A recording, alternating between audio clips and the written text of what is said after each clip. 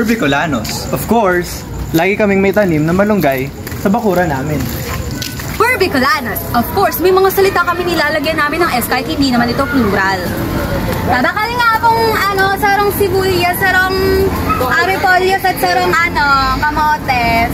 We're Bicolanos. Of course, we use baga in every sentence. Nainis ako baga. We are Bicolanos.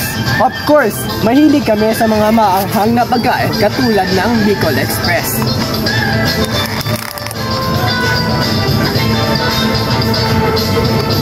Siyempre, hindi mawawala ang sine.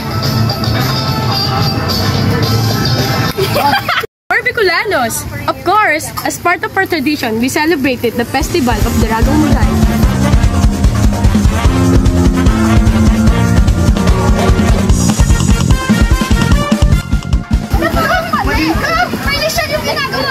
We're Bicolanos.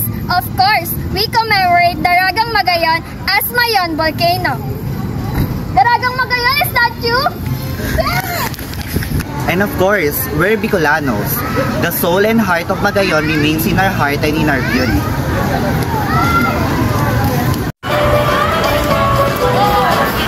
Katiyo na, Magnayan Great Philippines!